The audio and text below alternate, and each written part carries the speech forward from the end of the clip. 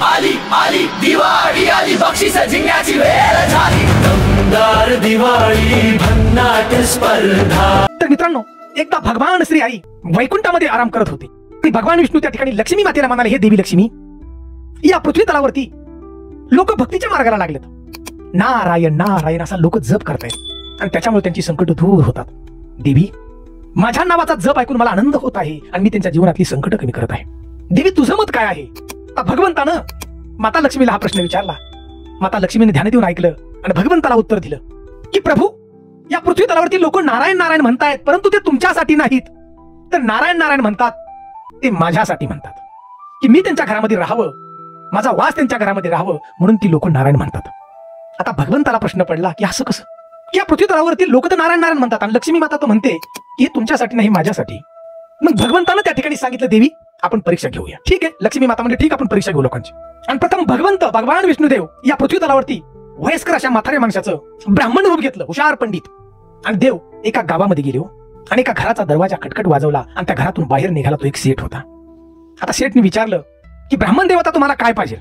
त्यावेळेला ब्राह्मण रूपी भगवंतानं सांगितलं, हो सेठ, मी एक विद्वान ब्राह्मण आहे आणि तुमच्या गावामध्ये मला कथा कीर्तन करायच्यात आणि त्यासाठी मला तुम्ही राहायला जागा द्यावी ही विनंती आहे। आता सेठ कसा दयाळू होता, सेठने सांगितलं, ठीक आहे महाराज, तुम्ही आमच्या गावामध्ये थांबा, राहण्याची जेवणाची व्यवस्था ही माझ्या घरी होईल तुम्हाला। त्या सेठनं या ब्राह्मण रूपी भगवंताला सुंदर अशी एक त्या ठिकाणी खोली दिली, राहण्याची व्यवस्था सगळी केली। बघा, गावातील लोकांना सगळ्या समजलं, गाव तसं भाविक होतं की सुंदर एक ब्राह्मण आलेत, पंडित हुशार आहेत आणि त्यांचं कीर्तन आहे गावामध्ये। आपल्या सगळी लोक एका जागेवर जमा झाली आणि सगळी ही संध्याकाळची कीर्तनाची व्यवस्था केली बघा पतीची।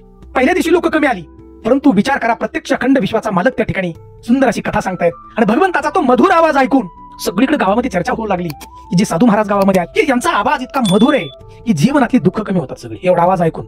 बघा, दुसऱ्या दिवशी हजारो लोक त्या गावातली बायका पोरं सगळी ही कथा त्या ठिकाणी ऐकायला आले, दररोजची कथा ऐकायत होते। पंचकृषीमध्ये या ब्राह्मणाची ख्याती पसरली की सुंदर कथा सांगतायत की जीवन जगावं कसं, या ठिकाणी हे विचार आपल्याला ऐकायला मिळतात। पंचकृषीतून लोक त्या ठिकाणी येऊ लागले बघा कथा ऐकायला।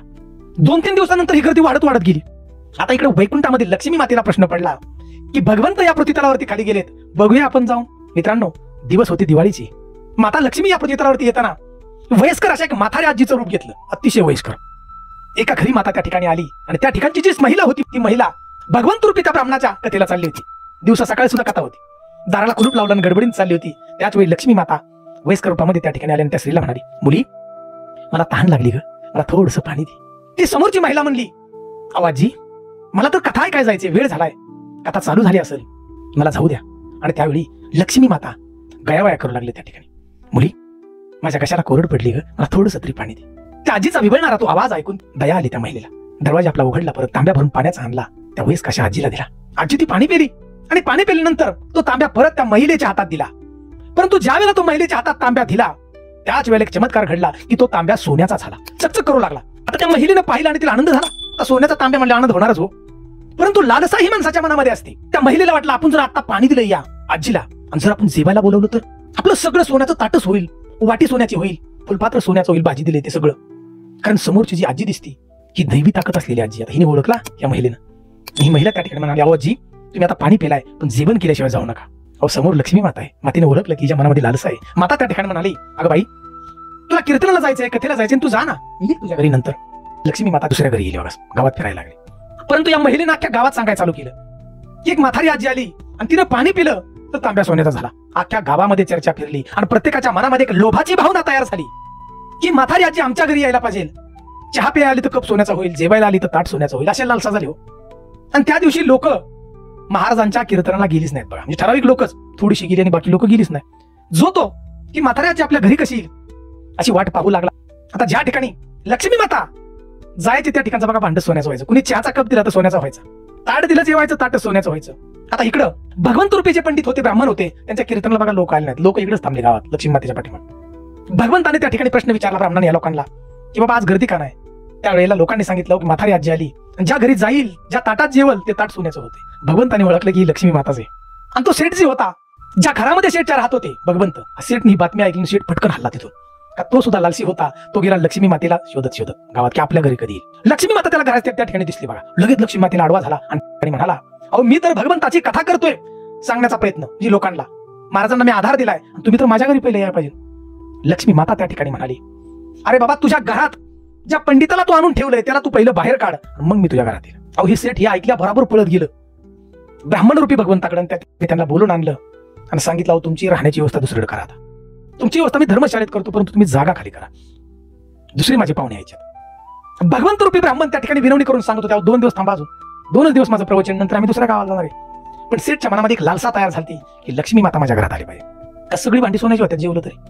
आता हे बोलणं ऐकल्यानंतर त्या सेठला लक्ष्मी माता म्हणाली, सेठ तुम्ही थोडे वेळ बाहेर जा, मी यांच्याशी बोलते. भगवंत त्या ठिकाणी बघा, सेठ बाहेर गेला आणि प्रत्यक्षात लक्ष्मी माता आणि भगवंत समोरासमोर. लक्ष्मी माता भगवंताला म्हणाली, स्वामी पाहताय ना तुम्ही आता काय चाललंय, लोक तुमचं नाव घेतात परंतु ते माझ्यासाठी लक्ष्मी घरात यावी म्हणून. आज पाहताय ना तुम्हाला घरातून जा म्हणले या ठिकाणी आणि मला या म्हणतायत, परंतु भगवंतानं सांगितलं की माते तू जरी घरात आल्यानंतर धन जरी वाढत असेल तर माझं नामस्मरण त्या ठिकाणी हे जरुरीच आहे. आणि असं म्हणून त्या ठिकाणी भगवंत वैकुंठाच्या दिशेने निघून गेले. परत सेठ आला, लक्ष्मी मातेला विनंती करू लागला की तुम्ही माझ्या घरी थांबा, मी या ब्राह्मणाला घराच्या बाहेर काढतोय. त्यावेळी लक्ष्मी मातेने त्या सेठला सांगितलं की अहो सेठ, जे ब्राह्मण होते ते भगवान विष्णुदेव होते आणि ज्या ठिकाणी भगवान विष्णुदेव आहे त्याच ठिकाणी लक्ष्मी असते. आता तुम्ही भगवान विष्णुदेवाला तुमच्या घराच्या बाहेर काढले, त्यामुळे आता मी त्या ठिकाणी थांबू शकत नाही. अख्खं गाव जमा झालं होतं सेठच्या घराच्या समोर लक्ष्मी मातेला आपल्या घरी नेण्यासाठी. कारण मित्रांनो, प्रत्येक माणसाच्या जीवनामध्ये लालसाही असते संपत्तीची. प्रत्येकाला वाटत होतं की लक्ष्मी माता माझ्या घरी यावी, प्रत्येकाला वाटत होतं. आता जेवलं तर ताट सोन्याचं होते, चहा दिला तर कप सोन्याचा होतोय, आशा होती बघा प्रत्येकाला. पण लक्ष्मी मातेने त्या ठिकाणी संपूर्ण गाव होतं आणि गावाच्या समोर सांगितलं की ज्या घरामध्ये भगवान विष्णू देवांचं स्मरण होतं, नामस्मरण होतं, म्हणजे त्या ठिकाणी लक्ष्मी माता निवास करते. असं सांगून लक्ष्मी माता भगवंताच्या पाठीमागे वैकुंठ धामाला निघून गेली. तर मित्रांनो, या कथेचा एक आदर्श मूळ गाभा कथेचा आहे की जर लक्ष्मी माता तुमच्या घरात तुम्हाला पाहिजे वास मातेचा, तर तुम्हाला भगवंताचं नामस्मरण केलं पाहिजे. ओम नमो भगवते वासुदेवाय नमः, अगदी मोकळ्या मनानं भगवंताचं नाव घेतलं पाहिजे. लक्ष्मी माता तुमच्या घरात नक्की येईल.